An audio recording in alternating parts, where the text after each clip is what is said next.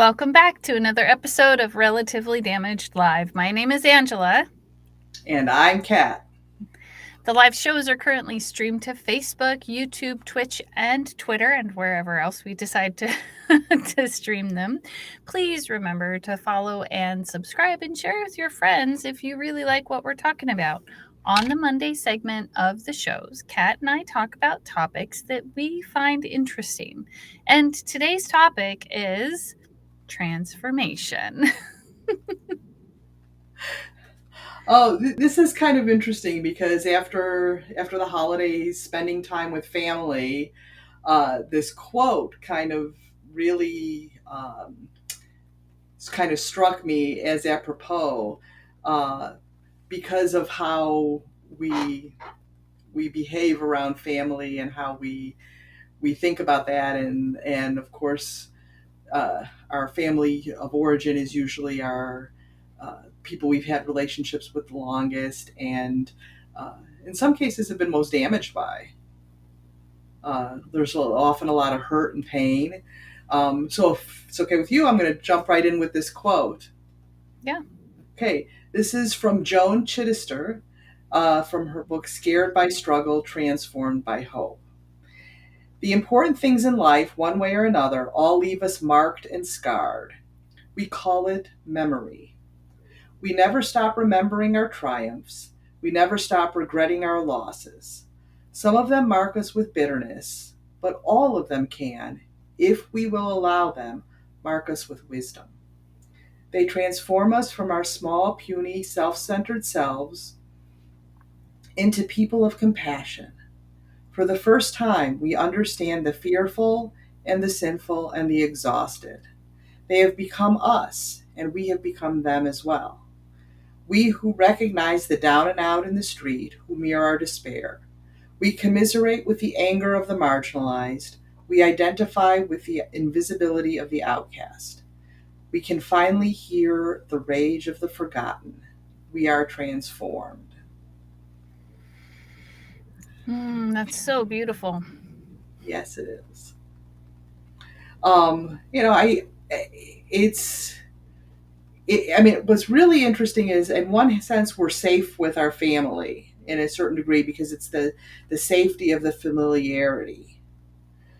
But if we're undergoing a transformation, most of us start to transform from our family of origin. I just know uh, with my parents and my sisters, just the ways we're so different and the ways we've changed over the years. Is that what you mean by transform from our? I think nuclear family is what you're referring to, right? Yeah, yeah. Is that we're transforming outside of that? What word do I want to put? The identity, maybe the identity we've taken on Hmm. as in that family, and then we think that's the role we play in all of life. Right. Um, and well, I mean, as children, we're often self-centered. So they're talking about transforming from our small, puny, self-centered selves. Um, and I've noticed that as I get older, it's less about the self-centeredness, what I can get, what I can do, and more about what I can do for others. Mm. And again, it's allowing that and seeing that wisdom. And then I just love the how she goes on and says about how we can see ourselves in others, those people who are down and out, who are marginalized, who are outcast, and being able to see them, I think, Yeah, huge. yeah. Uh, if it's okay with you, I'll go ahead and play the short video. We'll see how it goes. This is my first time trying this, so we're Absolutely, please go ahead. yeah. And so this is a poem from my book, Poems from a Lost Soul, and Remind Me, I think, is the name of it. For some reason, my mind is forgetting the title, but let's see. How do I want to do this? So I'm gonna turn.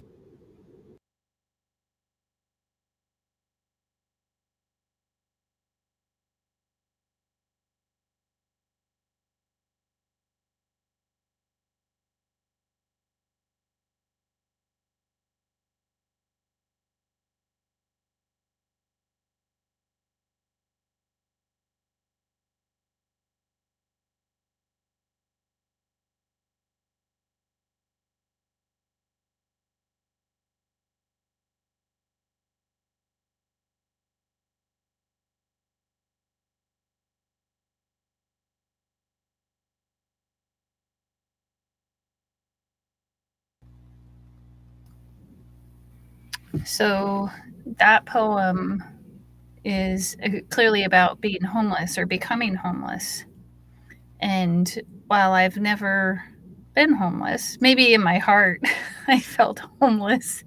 Um, I knew someone who was homeless, and I was pondering and questioning, what happens when how does that happen? How does someone get there? And then recognizing that that may be exactly what they need to get to where they're going in their journey.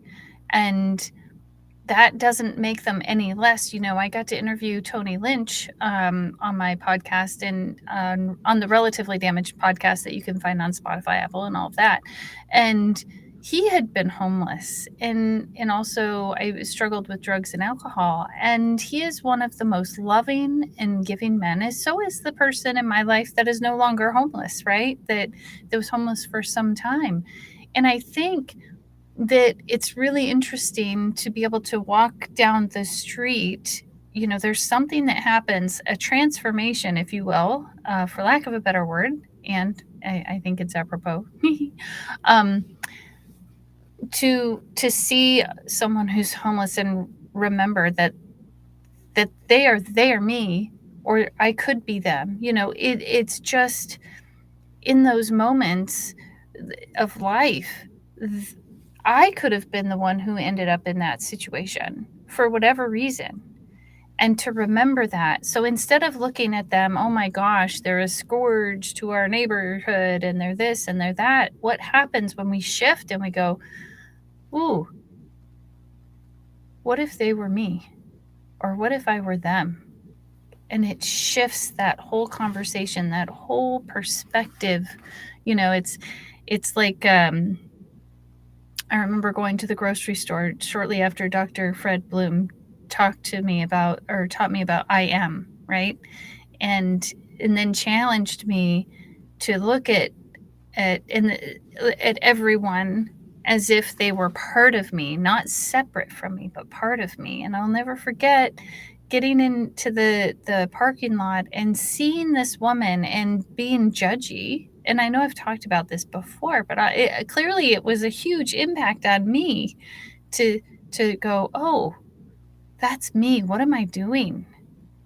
That's mean. And do I really want to be that mean to someone else or to myself? Yeah. Um, and here the thing is that I think we want so much to be belong.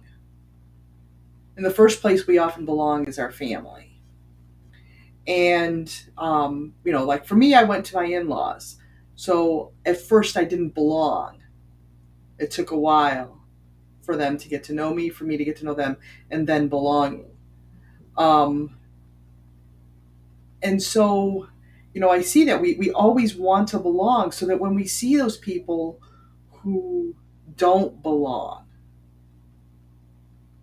we think they don't belong because they're homeless, they're different, they're disabled, they're black while we're white, whatever reason. We judge and we separate like that. But being able to see them, and I love that, I am, and seeing that we're all connected is a huge in a way, it's a transformation of thinking. Hmm. It's it's thinking about, I'm not just of myself or my in group, which we so want to be, but really the ultimate in group is everyone. Mm. And really, how do we open ourselves up to everyone? How do we make that transformation? And part of that is being able to see the other person's point of view, and empathize and see where they're coming from, and allowing them that dignity of being who they are, of being Yeah, the and yeah. right. And I think in family too, we can get stuck. For me, it's the stories I tell myself a lot of times about myself and about other people. And I lock myself and other people into these ideas of who I think we are all supposed to be. So in the family, I might only look for people to behave a certain way. I have siblings, I have my mom, I may use that confirmation bias without even realizing that I'm using confirmation bias to confirm that they're showing up exactly how I think they should show up, which then makes it impossible for anyone to change if I'm confirming everything I believe about them to be true. So, for me, I have to remember to get out of my head and back into my heart and open the door for everyone else to transform too, because they don't have to be who I think they are, which are just stories I've told myself many times over about who they are. Right. And you know if we allow ourselves, we change and we grow. Oh, we Can't, know we do, right? We can't look right. back 5 years and say we haven't changed. I can't even look back to last year and say I probably even yesterday, but it's just not as obvious. Right. And so why wouldn't other people do the same?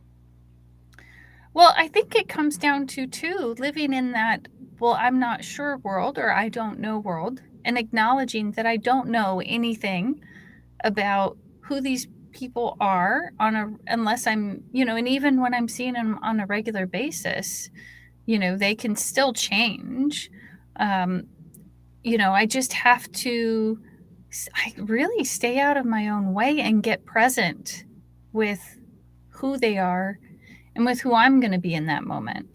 And I can't do anything about the stories they tell about me. I can just be me, and that's all I can be. Right. Well, exactly. And I think that's, kind of the whole thing, staying in your own lane kind of thing. And I've heard it said, what other people think of you is none of your business, and what you think of other people is really none of their business, kind of thing. Or it's not really your business either. um, I'm trying to remember this quote you're reminding me of. It's I am who you think I am. ah, I okay. think it's Samuel Beckett, I think. But if I so when I get into our, like, let's just talk about our relationship. you know Sometimes I can get into the I am who you think I am, and when I do that, then it doesn't open me up. And it's this again, the story I'm telling myself about who I think I'm supposed to be. And then I'm behaving that way. So then which takes it full circle. So now it's not just confirmation bias about other people, but now it's confirmation bias to the story I'm telling about you with that I think you're telling about me. And then I'm behaving in that way. Yes, I know, That's crazy. It's crazy. but Instead it's of true. Right. Instead of just being who you are, and letting other people be who they are, and seeing them for who they are in that moment. And it's, it's really hard because, of course, as human beings, we have to, in order to survive, as kind of a survival mechanism, to think things are going to be predictable. Well, I mean, if you think about, I love that because I mean, I've been talking about that so much lately. Hey, I live in this world where I think it's predictable and it's really not, and I have to keep reminding myself this world is not predictable. Uh, Anything could happen in the next moment, and really trying to remind myself that that's the case, especially when things seem predictable. It is safer to just be like, oh, they're predictable. And I think for me, it's actually helping me live more in the remembering that I don't really know. well, yes. I mean, I'm thinking of all kinds of things. Like, I'm thinking, if I go in to take a shower, I know if I turn on the water, let it run a little bit, it will get warm. But I recall when the hot water heater went out. I had no hot water. I was thinking about, oh, I was, going to microwave some leftovers, and oh, the microwave blew. But it's not what I'm saying about predictability, or is that there are certain things. Yes, the unexpected may happen, but for the most part, things work the way they're supposed to work, except streaming technology for some reason. Well, things work the way we think they should work more often than not, right? Yes. I mean, if I go in my car and I turn my car on, I expect it to work and to so I can drive where I need to go. If I put something in the microwave, I expect it to work. Hmm. But I'm not surprised when it doesn't happen. I think sometimes I'm still surprised. Like, especially if the battery stops working in the car or something. Like, Well, oh, yeah, shoot, that's yeah. new. Things can happen. I mean, I have these clunky old headphones because for some reason I couldn't figure out today why several sets of wireless headphones wouldn't connect. And it's not working the way I expected it to work. So I'm not sure what's going on, but that happens. And so the same thing happens with people. We have an expectation of how people are going to behave based on our past experience with them. But that's where it gets more complicated. I mean, a car should work the way a car is supposed to work, or designed to work. And I know I'm splitting hairs and being very precise in my language because I know you'll get on. Um, the microwave works the way it's designed to work, et cetera, so on and so forth. But with people are designed to grow and change Yeah. and to be different. So my experience of you today is most likely going to be different than my experience of you tomorrow. There will be some things that are predictable. I would be very surprised if I, saw you get angry and start to yell at me for no discernible reason, because that's not my experience of you. Right. It's Um, possible. I mean, I it's could, possible. but I would appreciate if you didn't do that, but um, you know, but yes, I did have to allow for that fact that, well, today, okay, this is the Angela that shows up today. um, yeah, and I would be very surprised by that but I have to allow for that. right.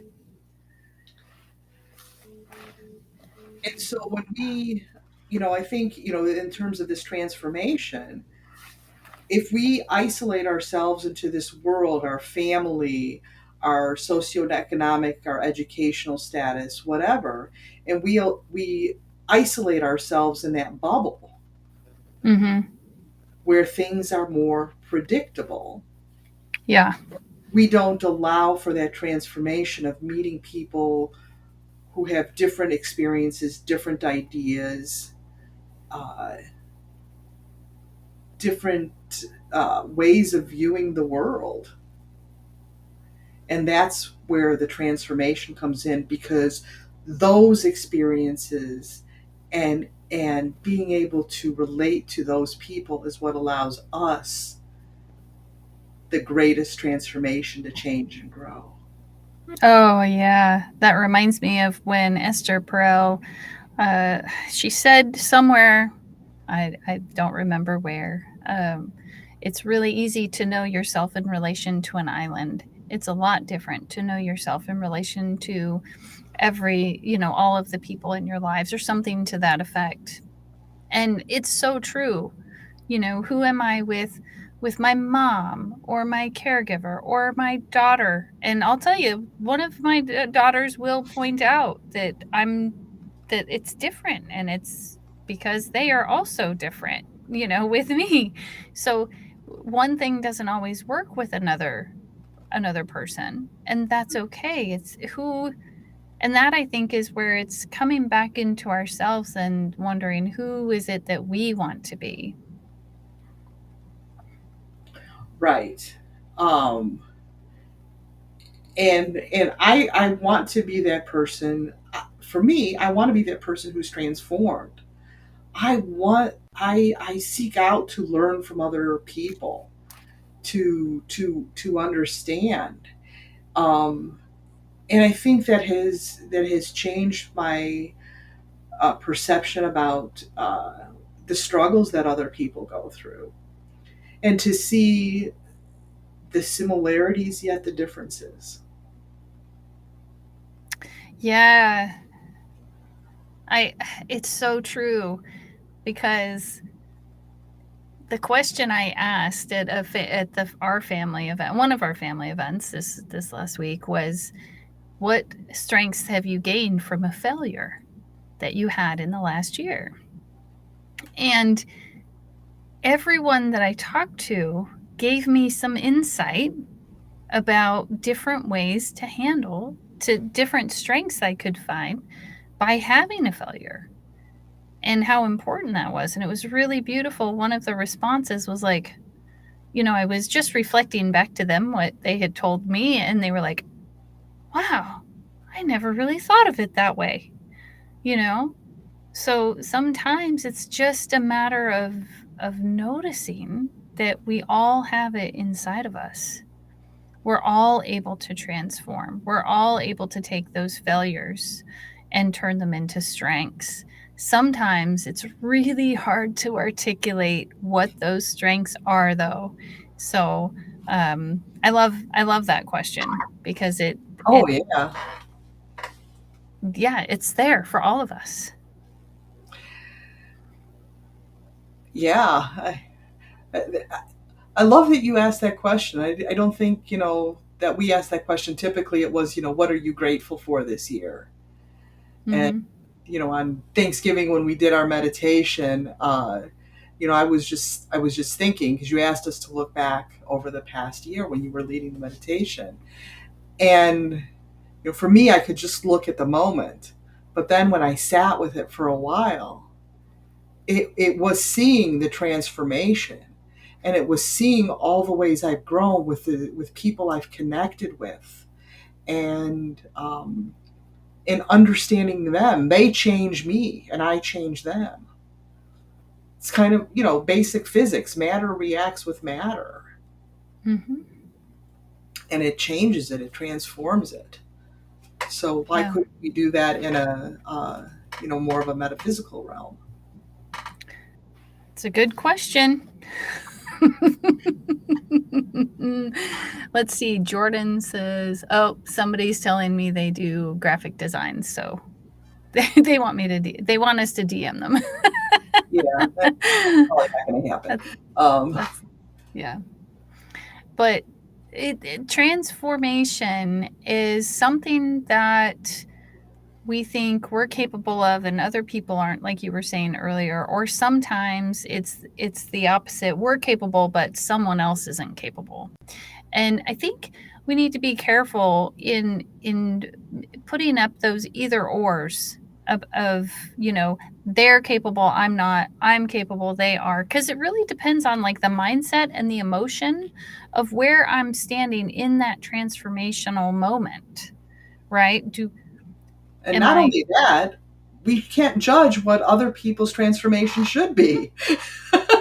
Ooh, yeah, that's You so know, important to we point think they out. should transform in this way. Often it's how it follows. Oh, that reminds me of a poem that I actually wrote for the other segment that I do with Kyle. It's called Advice. Is it okay with you if I share it? Absolutely. Okay. Sometimes I forget to ask, and then I think I know what it is you need. And I tell you instead what it is I need. And when I do that, you walk away in frustration, in misunderstanding, and that made me feel sad. And I learned to ask you to wait, to investigate until it is that you figure out what exactly it is you need, which I love that poem because it reminds me I need to just giving advice is no good. and Brian Fretwell has an acronym that I absolutely love. It's called SOFA. So if going into a conversation, and we're asking questions, it's really important to stay off the sofa, which is suggestions, opinions, feedback, and advice, because they are the ones who need to figure out what it is they need. It's not my job. You need to share that one with me. That's a good one. Isn't that great? Like, I love that it's sofa too, because I think, if I'm sitting on the sofa, I'm getting lazy in my conversation, especially if Mm. someone else is coming to me. And sometimes it's really hard because I just want to be like, oh my gosh, how come they can't see this yet? Like those feelings come up, and then it's like, but it's right there. And what's really hard is, when somebody comes, I need some advice, Yeah. come Oh, to, and it's like, whoa, wait, stop. Um, because you're damned if you do and you're damned if you don't. yeah. And that's where here I'm going to go back to our subject. Asking the right questions is what allows them to make the transformation. Yeah. And sometimes if I can't think of a question, I need, and then trying to be, really working on silence. Or the other thing that helps me is reflecting back. So, da da da da da. This is what I heard you say, and then trying to come up with a question. Because sometimes, especially if it's something I've been through, or I feel like I've grown through or experienced, then I think I know what it is they need to do. But the reality of it is that just because the path I took worked for me doesn't mean that that same path is going to work for them and give them what they need. And so there are really great places like streetepistemology.com has tools. There are some books like A More Beautiful Question by Warren something or other. I don't know why I can't think of his name off the top of my head. Finding Good is they work on if you follow Brian Fretwell or Esther Perel. I mean, a lot of these people come up with fantastic questions. Um, yeah, there are so many tools out there, is what I'm saying for those that are watching. It's available. And sometimes maybe that's not our job to ask the question. Sometimes maybe they want us to participate and they do want to hear some ideas. It just because we give them ideas doesn't mean they have to take them. And that's the Right, other part of it. right. Um, and that comes, I think that comes in with different perspectives. We're sitting here, we're talking about looking at other people and empathizing with them. Sometimes if people know you went through something similar or they just don't know what to do, they may want that different perspective. But I think that's where it comes important to stay off the sofa. Yeah. Yeah, well, cuz And sometimes they don't want to hear the sofa. They don't want to hear any of that information. They just need empathy sometimes. right, Yeah. just to sit and be loved, and ultimately it's about anyone transforming. The only way you can transform is through self-awareness, I think. Yeah.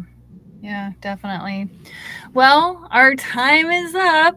As always, it goes so fast. Yes. Any last comments on transformation before we Uh, close out? no, just stay curious. Hey, I love it. I love it. That's one of my favorite sayings. And maybe wonder how will I be surprised today? We'll go with both my favorite little things that I keep behind the scenes. Anyway, I'm Angela. And I'm Kat. We'll see you next week. Bye-bye.